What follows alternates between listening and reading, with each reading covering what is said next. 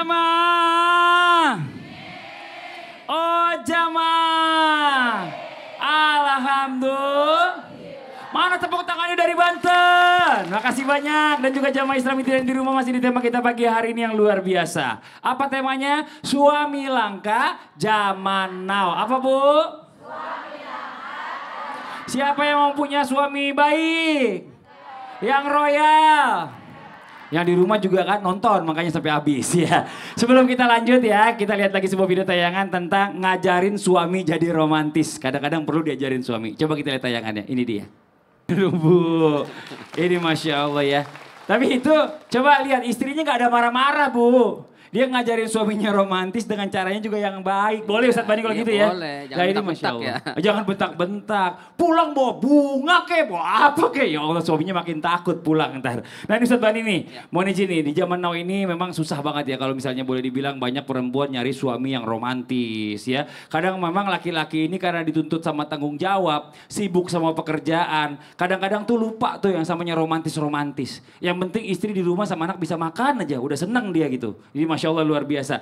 Nah kadang-kadang gimana caranya supaya suami ini bisa membahagiakan hati istri. Ya, walaupun suaminya ini gak romantis. Walaupun kadang-kadang mungkin hal-hal sederhana yang di luar sana mungkin yang hubungan rumah tangganya tuh yang sekarang ini lagi anyem-anyem gitu kayaknya. Pengen banget nih semuanya balik lagi kayak zaman dulu. Mau izin penjelasannya silakan tepuk tangan buat guru kita Ustadz Bani. Imam Ghazali menulis dalam Al-Adab Fiddin, dalam Majmu' Rasailnya, beliau mengatakan di antara adab suami kepada istri ataupun sebaliknya adalah izharul mahabbah, menunjukkan tentang rasa cinta kita kepada pasangan. Jadi sebenarnya yang wajib itu adalah menunjukkan rasa cinta kita kepada pasangan. Itulah yang kalau dalam bahasa kita mungkin dengan romantis. Jadi romantis itu adalah aslinya menunjukkan rasa cinta kita kepada pasangan kita. Modelnya bisa macam-macam. Ada yang dengan kata-kata. Ada laki-laki yang pandai bermanis kata. Dia memuja, memuji, bahkan mungkin dia bikin puisi-puisi yang romantis. Nah, tapi ada sebagian perempuan yang gombal katanya. Tapi nggak apa-apa karena wanita suka digombalin. Kau adalah wanita tercantik di dunia ini. Itu kira-kira jujur apa bohong Bu? Tapi seneng nggak dibilang begitu? Memang wanita sukanya digombalin. Ada romantis itu dengan kata-kata. Ada romantis dengan sikap perbuatan. Dia datang tadi bawa bunga. Ya. Itu diantara bentuk ekspresi menunjukkan saya cinta kepadamu. Bawa bunga. Tapi ada perempuan yang gak suka bunga. Dia sukanya deposito. Gak apa-apa. Ada yang ditransfer. Ada yang bentuk kunci kendaraan. Gak apa-apa. Apapun ekspresi bentuk. Yang penting utarakan cinta kita kepada pasangan kita. Maka belajarlah kepada suami, mohon maaf, yang gak romantis, tunjukkan saya cinta kepada istri saya. Mungkin dengan kata-kata, mah aku sayang sama kamu, iya udah tahu. Nanti bilang lagi, aku sayang sama kamu, iya udah tahu. Papa udah 10 kali lo bilang ini, gak apa-apa, biar seluruh dunia tahu. Papa sayang sama kamu, gak apa-apa. Saya susah Ustadz, kalau ngomong itu rasanya berat. Ada orang yang gak bisa ngomong begitu. Jangan dipaksa, jangan dituntut harus bicara. Lihat, mungkin dia gak bisa dengan kata-kata. Tapi dia buktikan dengan perbuatan. Setiap pulang dia selalu bawa oleh-oleh. Mungkin bukan kembang, bukan bunga yang dia bawa. Mungkin martabak. Setiap hari sampai bilang bosan tiap hari martabak terus. Oh beda ya, ganti gak apa-apa. Rasul Shallallahu Alaihi Wasallam mengekspresikan cintanya kepada istri-istrinya seringkali diucapkan. Aku cinta kepadamu, ana uhibbuki fillah. Gak apa-apa sampaikan. Bahkan Rasul memiliki panggilan sayang kepada istrinya.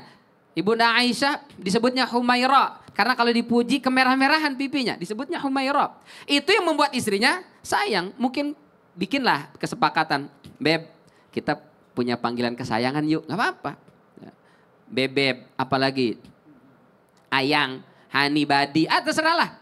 Yang penting itu menunjukkan ekspresi kecintaan kita. Rasul Shallallahu Alaihi Wasallam mengekspresikan cintanya ngajak balap lari, nggak apa-apa. Ya. Mencium kening istrinya, bahkan makan minum satu piring. Bahkan Rasul Shallallahu Alaihi Wasallam minum itu di mohon maaf bekas bibirnya ibunda Aisyah. Itu ekspresi cinta. Rasul nggak ngasih bunga, tapi minum di gelas bekas istrinya. Tadi Ustaz Maulana bilang nih, ayang beb masih oke. Tapi kalau Hani Bani nggak terima dia. Kenapa? Karena Ustadz Bani dong yang kepuji, enak banget katanya. Makasih banyak Ustadz Bani, tepuk tangan Ustadz Bani. Bu, mau dipuji-puji apa mau dikasih duit? Inilah ibu-ibu zaman now. Lebih realistis.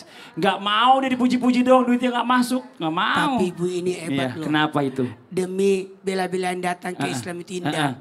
Ibu ini beli kacamata baru. Oh, kenapa Ustaz? Catnya belum dibuka. Oh ya Allah, itu kan plus ya. Berarti saya gede banget di matanya ibu. Ya oke, kita lanjut lagi ya. Buat jamaah Islam yang di rumah, waktu kita kembali memberikan kesempatan kepada jamaah di studio mewakili di rumah untuk curhat sama guru-guru kita. Tapi sebelumnya kita kembali dulu ke segmen curhat dong Ustaz. Iya, kami curhat. Oke, yang mau curhat boleh silakan angkat tangannya. Yang mana? Oh ini, ibu yang di atas ini. Di atasnya kacamata baru. Iya, silakan ibu boleh turun bu ke bawah bu. Maaf, punten. Perkenalkan dulu namanya ibu, silakan. Assalamualaikum warahmatullahi wabarakatuh. Waalaikumsalam warahmatullahi wabarakatuh. Saya Evi Ibu Evi dari dari mana? Majelis Tahsin Al Barokah Serang, Banten. Tepuk tangan buat Ibu Evi, Masya Allah. Mau curhat apa Ibu Evi? Saya punya teman Pak Ustadz. Iya. Saya punya teman. Teman sepermainan. Dia udah berumah tangga lebih dari 20 tahun. Oke. Lebih Ya. dekat mic-nya ya? Dia sudah berumah tangga lebih dari 20 Lebih tahun. dari 20 tahun. Sudah punya anak-anaknya. Ya. Jadi tapi selama berumah tangga itu suaminya selalu menzolimi. Menzolimi. Tidak memberi nafkah, nafkahnya hanya yang utama lah seperti listrik gitu. Oh. Jadi tidak pernah nyuekin istri lah. Iya, iya. Nyuekin istrinya karena dia akan punya istri yang lain gitu. Oh. Nah, gitu. Sebentar, Nah, saya sebelum ibu lanjut saya mau tanya dulu. Ibu Evi kok tahu temennya begitu? kan cerita. Oh, cerita. Iya. Curhat sama wanita. Curhat Oke, gitu. terus? Kemudian kan kita teman-teman yang bilang, Bu udah aja sih ceraiin gitu kan. Atau gimana gitu. Atau tanyalah sama siapa yang lebih paham gitu. Nah kemudian katanya dia mempunyai keyakinan Pak Ustadz. Bahwa kalau istri menceraikan suami tidak akan mencium surga.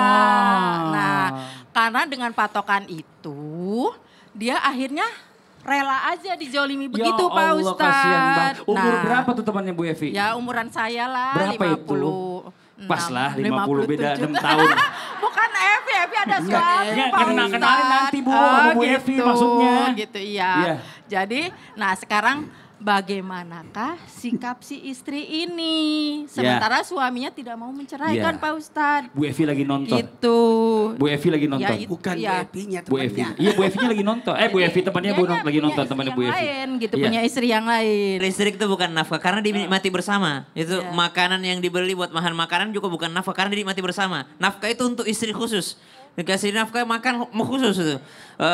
Pakaian-pakaian khusus. Jadi kalau dinikmati bersama itu belum nafkah. Jadi memang sudah zalim dari awal. Tidak menjalankan kewajibannya dari Iya, awal. betul. Kemudian disakiti, mungkin perasaan disakiti, fisiknya pun disakiti dengan dalil. Kalau perempuan menceraikan suaminya tidak akan mencium bau surga. Ibu catat dalil ini benar. Ya. Dalil ini benar bahwa perempuan yang memisahkan diri dari suaminya, meninggalkan suaminya, itu tidak akan mencium bau surga. Kalau menceraikannya tanpa alasan syar'i. Bener. Suaminya Tiba-tiba aja. baik ya. Iya, tiba-tiba Soleh. kayak bukan begini deh kayaknya mimpiku nih, aku pengennya sama Korea, cerain aja. Itu enggak bakal itu bahasa nggak dia. boleh. Enggak Betul. bisa. Iya. Tapi kalau udah dizalimi, enggak dikasih haknya segala macam, batin juga maka enggak. dia boleh saja mengajukan diri ke pengadilan untuk misahkan. Tapi kalau dia bersabar dan dia bisa bertahan, maksudnya bisa bertahan Pahalanya tuh besar. enggak sampai terancam nyawanya, ya pahalanya besar. Iya. Allah taala. Ustaz Maulana tambahkan. Seorang istri Kaget. yang merasa dizolimi, jawabannya bantulah suami yang zolim. Caranya Caranya mau tahu? Jangan beri kesempatan dia berbuat zolim. Itu caranya. Bantu orang yang zolim itu dengan cara jangan kasih kesempatan dia berlaku zolim. Karena kapan dia berlaku zolim berarti dosanya makin numpuk. Makin banyak. Makin banyak. Makanya beritahu suami, sebelum kau masuk rumah ini, penuhi dulu kewajibanmu. Jadi karena kapan kau masuk ke dalam rumah, berarti kau sudah zolim. Beritahu itu Bu. Iya, Betul. lagian buat bapak-bapak nih mohon maaf sebelumnya gitu ya. Kalau memang belum bisa adil, nggak ada kemampuan, ya insya Allah satu aja lebih baik ya Bu ya. Nggak habis, Masya betul, Allah, nggak nggak habis tuh. Ibu Evi makasih banyak Ibu Evi. Sama-sama. Curhatannya. Assalamualaikum warahmatullahi wabarakatuh. Waalaikumsalam warahmatullahi wabarakatuh. Iya, tepuk tangan buat Ibu Evi. Boleh duduk Ibu. Satu lagi ayo tanda tangan, angkat tangannya. Ya mau nanya, Ibu yang sebelah sini, Ibu boleh. Assalamualaikum warahmatullahi wabarakatuh. Waalaikumsalam warahmatullahi wabarakatuh. Perkenalkan, nama saya Ibu Yati dari Majelis Tahsin Al Barokah, Serang, Banten. Masya Allah Ibu Yati ya. Mau curhat apa Ibu Yati? Saya mau curhat, saya tuh punya teman, tetangga. Tapi udah beberapa lama ini nggak pernah tegur sapa Oh, sama gitu. saya. Tetangga Gitu. Ibu. Iya. Ya terus? Terus kan gimana sih ya namanya kita kan bertetangga, Mm-mm. nggak saling sapa tuh kayaknya risiko Saya gitu salah ya. apa gitu ya? Iya, Gitu betul, mungkin Bu Yati ya. Iya. Itu aja yang mau ditanyakan. Iya. Apa yang harus Ibu Yati lakukan gitu? Bagaimana menyikapinya, Oh, Ustadz? oke. Iya. Punya Jangan- tetangga begini. Iya Bu, jangan lihat Ustadz Maulana Bu, karena yang jauh Ustadz Bani. Silakan Ustadz Bani. Iya Bapak Rizky. Iya. Tidak boleh seorang muslim tidak bertegur sapa selama 3 hari. Udah berapa hari Bu? Udah bertahun-tahun. Udah bertahun-tahun, Bertahun-tahun. Masya Allah. Nggak boleh ya. Astagfirullahaladzim. Dosa itu, na'udzubillah min dzalik. Maka bagaimana? Yang paling mulia adalah yang pertama kali memulai percakapan. Memulai menyapa. Jadi ibu mengalahlah. Sapalah dia. Tetap nggak mau nyapa Ustadz. Nggak apa-apa ibu dapat pahala. Besok-besok masak banyakin. Jangan kuahnya aja ya, isinya juga. Jangan kuahnya dibanyakin, kuahnya aja dikasih tetangga. Ini apaan ini kuah? Berikan. Itu yang dilakukan oleh Rasul Sallallahu Alaihi Wasallam. Memiliki tetangga Uqbah bin Abi Mu'aid. Memiliki tetangga Abu Lahab.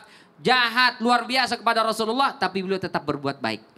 Tetap berbuat baik. Kenapa? Karena kebaikan yang kita lakukan bukan karena dia. Tapi karena Allah Subhanahu Wa Ta'ala. Lalu sambil juga doakan. Tapi mungkin manusia ada keterbatasan Ustadz. Saya bisa menegur sapa, tapi tidak bisa sebaik dulu Ustadz. Ya manusiawi lah ya. Nah, manusiawi boleh kita mungkin agak jaga jarak. Tapi kita tetap berbuat baik, tetap doakan. Jangan kita ceritain kemana-mana keburukannya. Jangan pula kita balas keburukan-keburukannya. Jadilah kita lebih mulia, lebih tinggi daripada dia. Yaitu kita tunjukkan kebaikan. Masya Allah. Allah Ustadz Alam. Syam ditambahkan mau izin Ustadz Syam. Kadangkala memang kehidupan bertetangga ini besar kemungkinannya untuk saling menzalimi. Kadang kita tidak sadar tuh bakar sampah, asapnya nyakitin tetangga, menjemur bisa jadi airnya mengotori halaman tetangga, atau kadangkala kita parkir, tamu kita parkir menghalangi jalannya tetangga, jadi atau suara musik mungkin mengganggu tetangga, jadi besar kemungkinan kita punya salah. Jadi kita yang sadar sebagai tetangga ini saya yang salah ini, maka memulai meminta maaf lebih legowo karena kita menyadari bahwa kita yang salah. Kecuali kalau kita subhanallah merasa bahwa dia yang salah, ini yang susah kadang-kadang berdamai. Maka memulainya tadi sudah disampaikan, memulai duluan itu adalah suatu hal yang mulia. Kemudian yang kedua, mengingatkan diri sendiri dan seluruh jamaah bahwa kalau bermusuhan sama orang itu jangan ngajak-ngajak pasangan. Kadangkala yang bermusuhan istrinya sama si istri tetangga dia tidak enak. Dia ngomong sama suaminya, akhirnya suaminya juga bermusuhan sama suaminya tetangga. Akhirnya makin ribet lah. Istrinya nanti sudah berdamai, suaminya belum berdamai sama bapak yang sebelah. Maka anaknya pun demikian. Jangan kau main sama anaknya itu. Mamanya dia jahat sama mama. Subhanallah. Maka berdamai jauh lebih baik. Innamal mu'minuna ikhwah fa aslihu baina akhawaikum. Perbaikilah di antara persaudaraan kalian. Kalau dikatakan perbaiki, biasanya karena ada kesalahan-kesalahan di dalamnya. Baik yang disengaja ataupun yang tidak disengaja. Ibu, tidak usah nunggu lebaran. Ini bulan Sya'ban, tapi nggak usah nunggu lebaran. Kalau bisa Insya mulailah Allah. sebelum Ramadan, supaya Insya apa? Allah. Supaya diterima amal Ramadan Amin. kita. Terima kasih banyak Ustadz Syam. Amin, ya Ibu, Allah. terima kasih banyak curhatannya. Iya, makasih Pak Iya. Ustadz masukannya. Assalamualaikum warahmatullahi wabarakatuh. Waalaikumsalam warahmatullahi wabarakatuh. Tepuk tangan dong buat Ibu. Boleh duduk lagi Ibu. Iya. Iya Ibu, silakan kesimpulan dari guru kita Ustadz Maulana. Mohon izin, Ustadz. Kesimpulan tema kita hari ini. Seorang suami harusnya bertanggung jawab. Ketahuilah, tanggung jawab itu pasti kewajiban.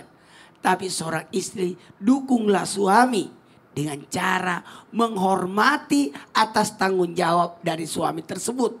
Salah satunya adalah pandai-pandailah berterima kasih. Melihat kebaikan pasangan. Itulah bagian daripada satu hal, seorang istri membuat suaminya menjadi langka menurut orang. Ketahuilah, seorang suami senantiasa mendukung istrinya. Keinginan istrinya membahagiakan istri, maka berusahalah istri pula menyenangkan suaminya. Sedangkan suami bahagiakan istri, istri taat, maka suami pun bersabar. Ayo, menjadilah suami yang langka. Langka terlihat, tapi sebenarnya itu adalah bentuk kemuliaan. Karena di antara sekian banyak laki-laki yang pelit, bapaklah yang paling dermawan. Masya Allah. Terima kasih buat guru-guru kita. Tepuk tangan sekali lagi. Masya Allah. Mudah-mudahan bermanfaat buat semuanya.